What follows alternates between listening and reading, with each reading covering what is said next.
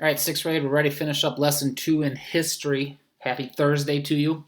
Yesterday we spent a lot of time talking about the three famous Greek philosophers of Socrates, who gave us a Socratic method of questioning everything. It eventually cost him his life. His student was Plato, who gave us his book, The Republic. And then underneath him came Aristotle, who was going to have a major influence coming up later on in the chapter, who looked at politics with that. And we talked a lot about how these three philosophers challenged our way of thinking and warped in America into what America believes with it as well. Today we're going to move on and we're going to talk about some famous people who studied history and some famous people who studied science and medicine. Okay, so you have your notes sitting on your desk. Let's get rolling. Let's remember we're talking about their Greek mind today and their new ideas changed the way people live. Obviously, yesterday we changed the way we thought about our government. Today we're going to think about the way we study history and science. Okay, the Greeks used their thinking skills to write history.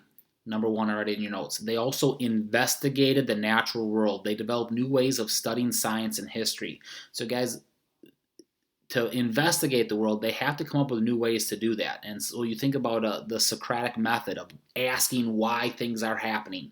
That's going to happen. In many ways, the ancient Greeks were like most people living at that time. They believed that legends and myths were true.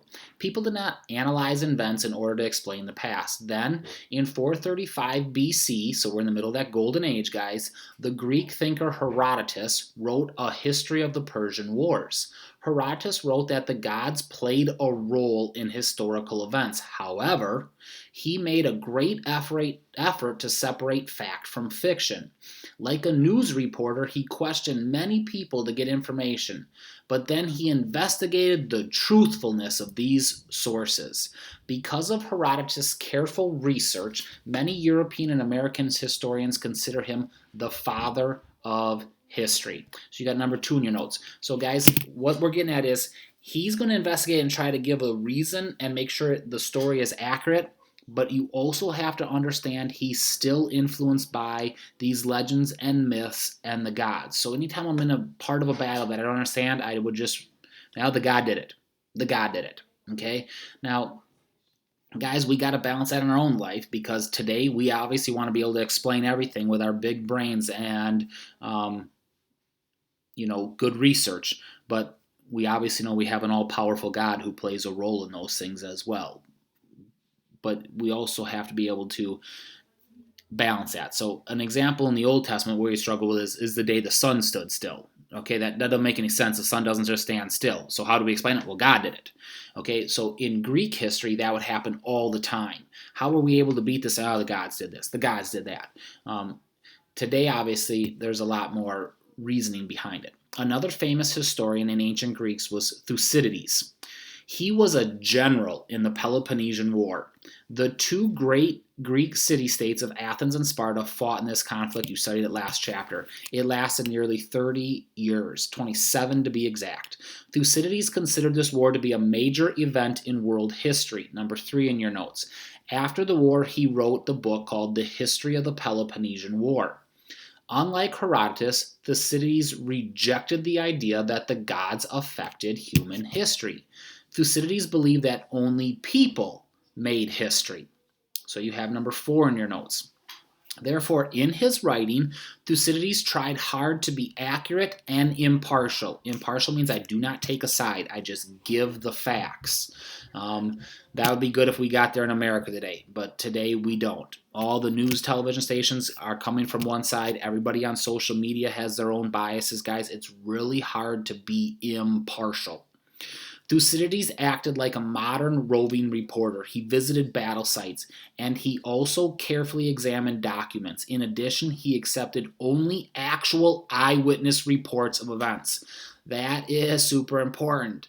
that you're literally talking to the actual eyewitness and asking that eyewitness the questions. Lots of times we get well, my friend's brother's cousin's uncle's nephew said this. Okay, for real? And by the time it passed down those 8 people, how much has the story been exaggerated or changed over time? If you ever want to try that, you just play that telephone game where you whisper one thing, a sentence into the first student's ear and say, turn around and tell it to the next student, next student, next student. By the time it gets around the classroom, it's a completely different story, right? Why? Because we can't remember what was said, and so we just change it or we exaggerate the story. I always smile in my life. When I was a freshman in track, right at the end of the season, I broke my arm. And I tried to run 2 races with a broken arm. There was 3 levels to get to state. So there was subsection, section, and then state. And so I made it through subsection with a broken arm. I lost in section. My sophomore year, I made it all the way to state. And it's funny, my uncle just 2 years ago sent me a text that says, I was just talking to my wife about that time you ran with a broken arm and won state. And I just smile, guys. He was literally there. And yet over time, he has taken 2 different years of my life, put them together, and exaggerated. I never won state even as a sophomore. I made it to state. I think I took 7th place. So that's just how it happens over time. This guy says, I'm going to try to get to actual, find it out, and make sure it's accurate before I listen to it. Really good information.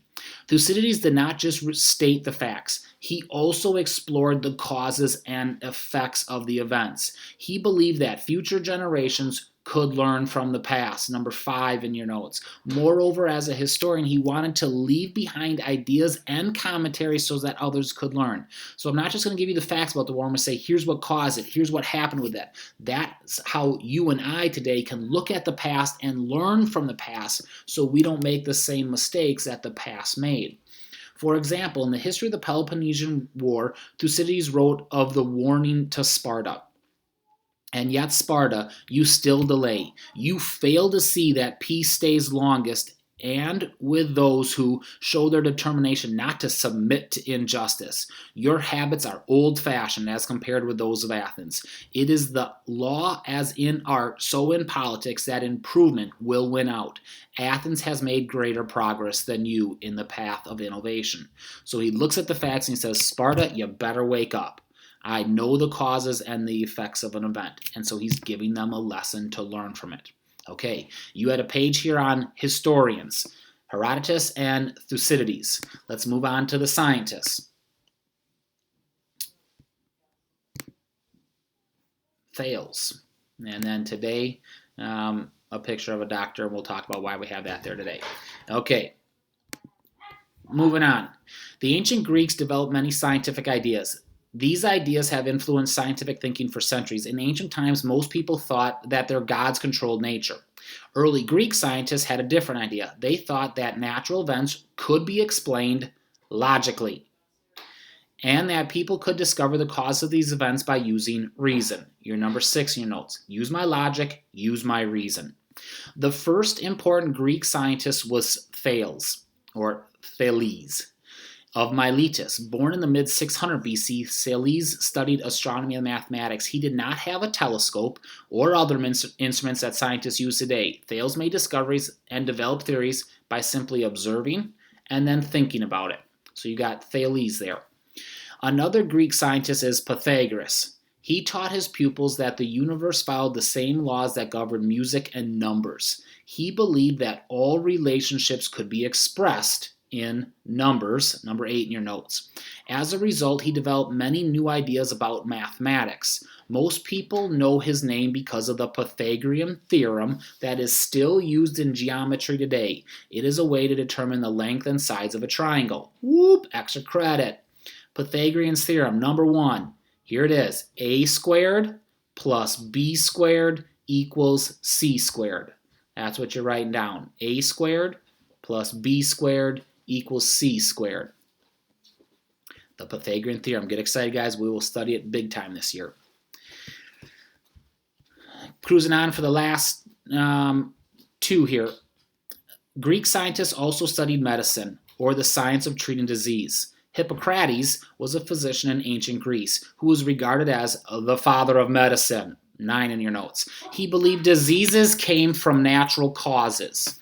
Most people at the time thought evil spirits caused diseases. Hippocrates traveled all over Greece to help the sick. He used his new ideas to diagnose different illnesses. He also discovered his own treatments to help cure sick people. Hippocrates also created a list of rules about how doctors should use their skills. Number 10 in your notes. His rules are listed in what we call the Hippocratic Oath. That's why we have this picture here today, guys, of doctors still today working with the things on the Hippocratic Oath. The Hippocratic Oath says that doctors should do their best to help the patient. Okay, so you got to do everything you can to save the patient. Now, guys, when you read that sentence, you might say, well, I hope so. That's what a doctor's job is to do. What the Hippocratic Oath gives is it gives it at a challenge. So I'll give you an example of that. In the 1960s, Lee Harvey Oswald assassinated President Kennedy, shot him. So they rushed President Kennedy to the hospital, and the doctor works really hard to save his life and is unsuccessful. 3 days later, Lee Harvey Oswald is being let out of prison for trial, and a guy comes up and shoots Lee Harvey Oswald. They rush Lee Harvey Oswald to the same hospital, guys, and the same doctor that 3 days earlier tried to save President Kennedy's life is now supposed to save the assassin's life. And the Hippocratic Oath says, do your best to save his life. That might be a challenge for a doctor, right? Or what happens if the person that comes into the hospital is there because he overdosed on drugs? Save his life. The temptation is to say he's getting what he deserves, right? So guys, that's the challenge with that. You must do your best to save every single patient, whether they're a good guy or a bad guy, so to speak, whether they're rich and can pay the bills or whether they're dirt poor and can't pay the bills. You have to do your best to save them. That's the Hippocratic Oath. It also says that they should protect the patient's privacies. Number 9, letter B in your notes for number 10. Today, doctors around the world still promise to honor the Hippocratic Oath. In other words, so often you'll say, hey, doctor, what's up with so-and-so? Confidential. I can't tell you. It's nobody's business. And that is also a thing that can be challenging. Now, obviously, I don't want my doctor telling them my own health problems to other people, but if I go in for an appointment to see if I have a major disease and I don't want my wife to know that, but my wife probably does want to know that, my wife would call up and say, hey, doc, what is it? And he would have to say, I can't tell you without your husband present because I have to know that your husband said it was okay. And so you have those things that happen with that. Awesome, guys. You got an example of how we use the Hippocratic Oath. You'll take yesterday and today and put it together now that we're done with lesson 2 to get your worksheet. And tomorrow we're going to go back to Socrates and see what we think about him having to drink poison. Have a blessed day.